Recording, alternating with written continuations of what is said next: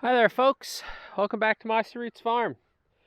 I want to discuss today what you should do if you have a poor relationship with a neighbor.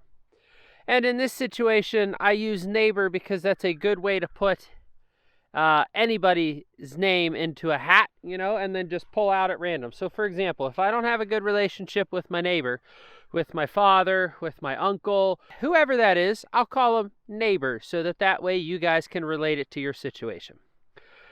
So, first off, we need to discuss why that relationship is sour.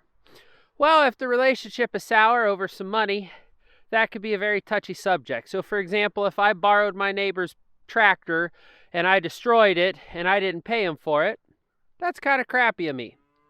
But if I let my neighbor, let's say I let my neighbor plant corn in my field and I was supposed to pay him $500 to do that and I never did, and that's on me, well, then that's my fault that the relationship is sour.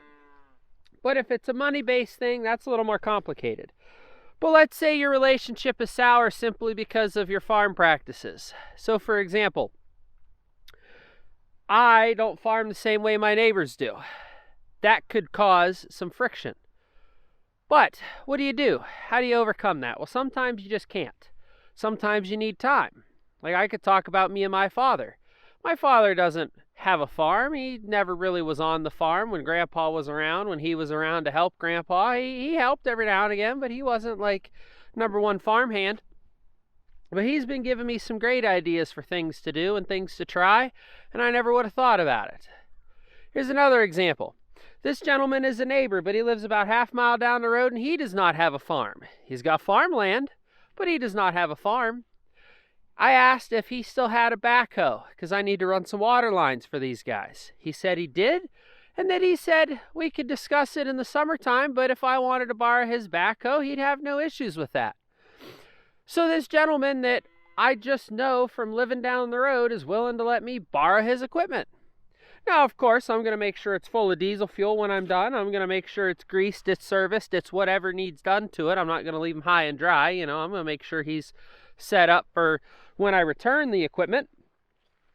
But I'm not going to need a neighbor if I have neighbors like that.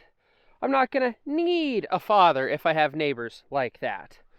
I'm not going to need somebody who's always out here telling me what to do if I can just ask for a piece of equipment or some help or some advice.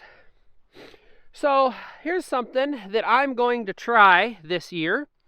I was talking to a gentleman on Facebook, and he said that he does not use bale rings. He said he actually finds that the cows do a much better job when he removes the bale ring. And now that's interesting. Hi, Bully Bull. Because I find that what Mr. Bully Bull here specifically does is if I pull this bale ring, he'll go in there and he'll spread all that out for me. Which a lot of you guys would say is a good thing, because then all my fertilizer is spread all over the ground.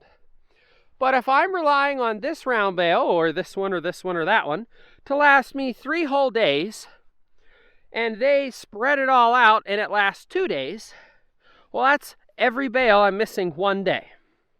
Now let's say that it was 4 days, because that'll make easy math. If this bale cost me $40 and I get 4 days out of it, and they use it in 3 days, I've just thrown $10 out the window. And from a holistic management standpoint, you got to watch that. So that's another, quote, neighbor, I will say, thing that not a neighbor actually did for me. And when I say that, it's because your neighbor doesn't have to be down the road. This gentleman, I don't even know where he lives. He could have lived in Minnesota for all I know, and he was helping me out with my farm. I asked about all this extra hay that they were going to leave if I did that. He said, well, make them clean it up. Don't move them from this section until they have cleaned up this hay. And I have made a comment on this before in another video about how that's like the buffet running out of food, but tomorrow it'll be all you can eat. So yeah, the cows might be a little hungry overnight. They might lose a little bit of that big old belly overnight, but by tomorrow morning, they're going to have a giant buffet they can chow down on and fill themselves back up. This guy thinks I have treats for him, and I do not have treats for you, Mr. Remy. No treats for Remy. Yeah. So, in my opinion, the best way to deal with a neighbor who you don't have good relations with and who you maybe never will have great relationships with is find somebody else to have a good relationship with. Find somebody in the area, find somebody online, or just do what I do. Stay in the Facebook groups and skim through. Read some posts, some articles. Find out what guys are saying. A lot of people say bale unrolling works. I say you're not going to get a tractor out here in this mud. Somebody said, well, if you got mud, you got a problem. I go, yeah. My problem is I got not enough land. I got a big hill. And I got a lot of round bales I'm trying to feed. There's my problem. You know how I solve any of that? With a boatload of money that I don't have. Ain't that right, Mr. Bully Bull? Yeah. Yeah, you're why I don't have a bunch of money, because you eat hay, but you produce really nice children. Now leave me alone. I don't love you. You were adopted. But that's what I mean. I'm not so worried about my relationships. Since time has went on, I've started to have a better relationship with my father, which is awesome. He has given me some of this advice. So it's not like you can't ever get advice from someone who's not a farmer. But like I say, for me personally, I'm just going to give it time. I'm going to do what I can do to try and mend relationships. And if they get mended, awesome. If they don't, it is what it is. You know, I'm not super worried about it. And maybe I would be if it was my grandfather or my dad I didn't have a great relationship with, and they were the ones that owned the farm, and I wanted so desperately to run the farm, and they wouldn't let me because they don't have a good relationship with me. In that situation, I might feel a little differently. But that's not my situation, so I can only give you advice on what I have dealt with or what is in my wheelhouse from my experiences. So that's all I can do.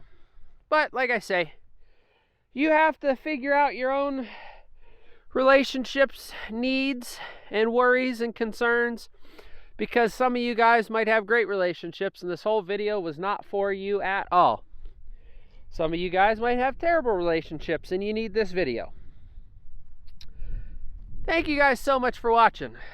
I'll see you on the next one.